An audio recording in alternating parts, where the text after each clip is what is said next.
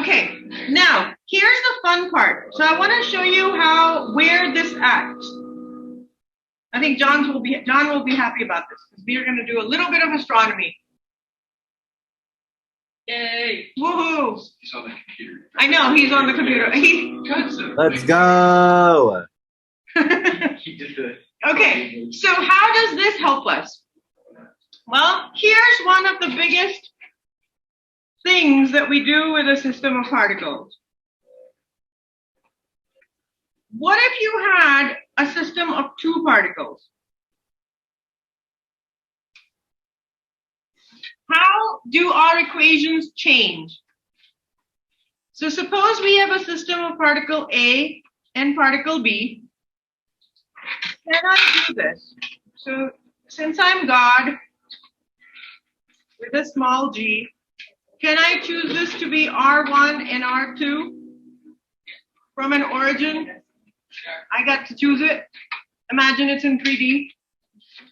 So may I write R center of mass as MR1 plus M2R2 divided by M1 plus M2? What will V center of mass look like? You guys want to write that? Mass tubes be A, B, correct? Yeah, I'm just calling. Okay, yeah, A and B. Just call them 1 and 2s. It's just easier. Yeah, yes. You're right. I should probably change this to mass 1 and mass 2. So what will V center of mass look like, guys? Do you have it written down? Okay.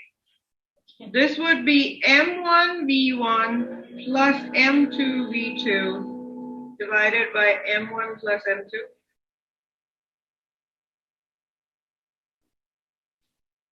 Okay, what would A center of mass be for this case?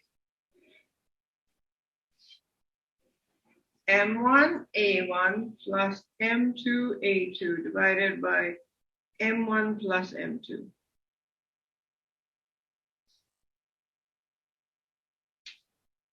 How will I write Newton's second law? Now this part becomes interesting. What normally you would assume is you could just do sigma F equals F1 plus F2 plus F3, blah, blah, blah, blah, blah, right?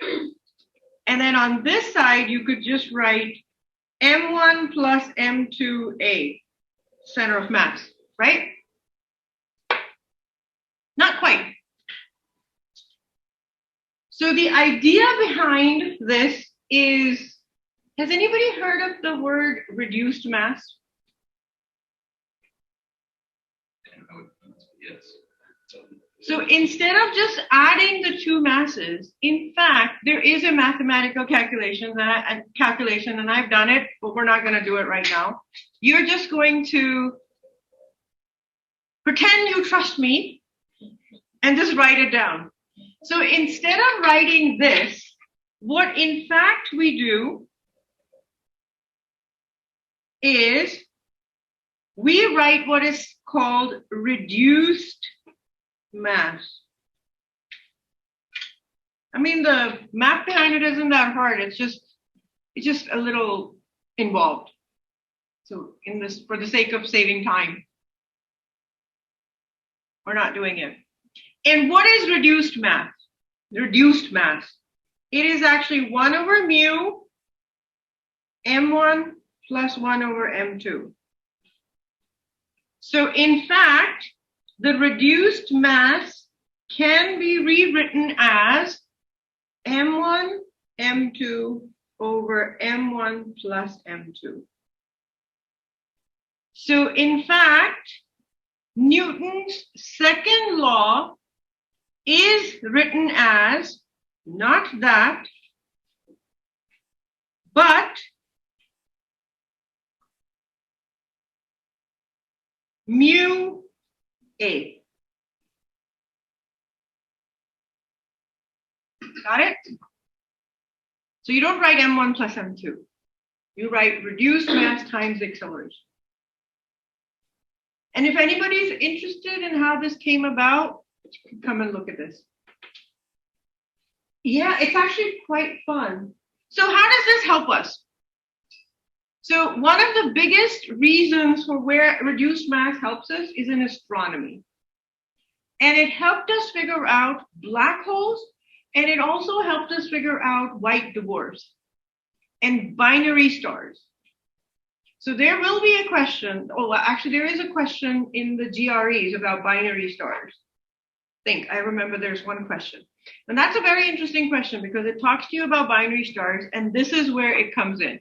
So does anybody remember? Oh, wait, hold on. So if we're talking about astronomy,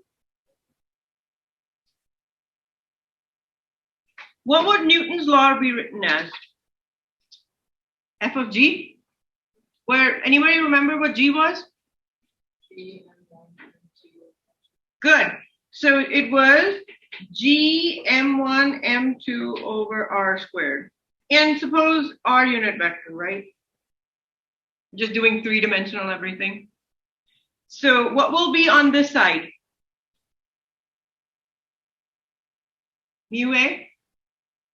We are now talking about a binary system. Binary system has how many stars or planets? 2, 3, right? So we are, instead of calling them M1 plus M2, we are now going to talk about its reduced mass. Anyone remember Kepler's law? Kepler's third law told us what? Period? Remember? Period squared is the radius.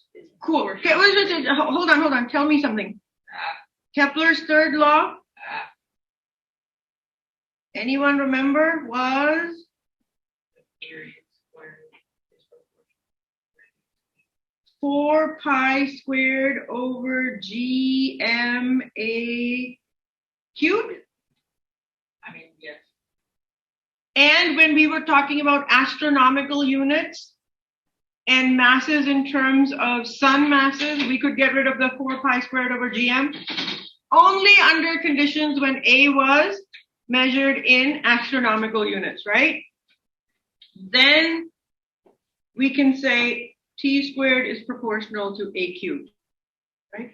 If we have SI units, then we have to keep 4 pi squared over GM.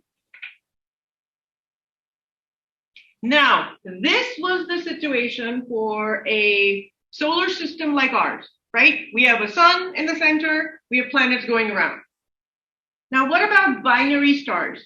How does this equation change when you have a binary star planet system?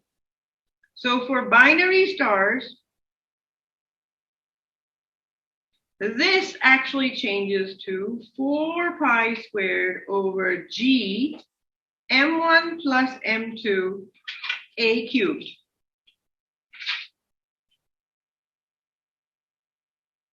Isn't it the radius cubed, not A? It is the radius cubed. A is when it's measured in astronomical units. Right? A is, the reason why we don't call it R is because it's actually elliptical. So we call them A's for the semi-major axis of an ellipse. R will be good for planets like Earth, where R is almost circular. But for any other planet, we use A because it becomes an ellipse, right? And so yeah, that's true too. But A, like for any planet that goes like this is the A we're talking about, right? Okay, so for Earth-like systems where we have a sun in the center and all the planets that are going around it, and the planets are very, very tiny as compared to the big star, this works out really well. M1 can almost be ignored in terms of the mass of the sun. But what if you have situations like a star with a white dwarf or a star with a black hole? And both of them are rotating about each other. So in that case, what will this become? This was the biggest reason why we discovered the white dwarfs and the black holes next to the stars. Most other stars in our galaxy either have a white, does everybody know what a white dwarf is? Okay, does everybody know what a black hole is? Okay, what is a black hole? It's a collapsed star that has so much mass that it sucks in everything.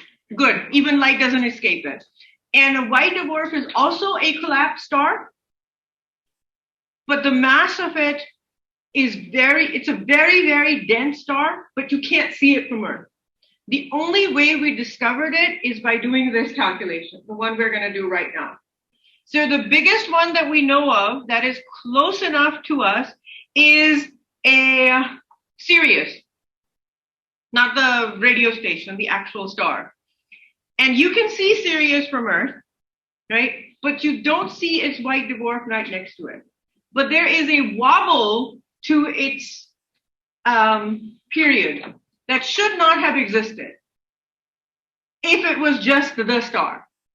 But there is a slight wobble to it, which makes us suspicious that there is something right next to it. And when you do this calculation, I'll show you how to do them. So Sirius, how do I spell that? Yeah. Is a star. It should have a period that if under normal conditions, you could say that this period is about 1 over the mass of Sirius A cubed. But what they were observing is that its period was about 49 years, which made no sense unless what you do is you keep adding. T squared is almost equal to 1 over m1 plus m2 a cubed.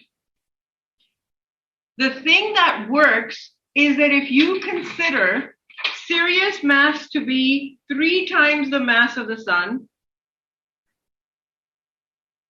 and the mass of something that's next to it, I don't know how to write this, but should I write Sirius here? And whatever that blank is 1 time the mass of the sun.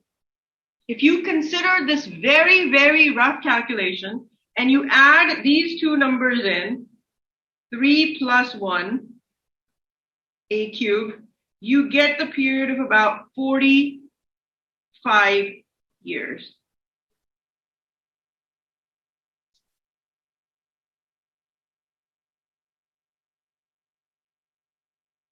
That's how they discovered that there has to be something that goes in here. So Sirius as a star has something that's very, very close to it.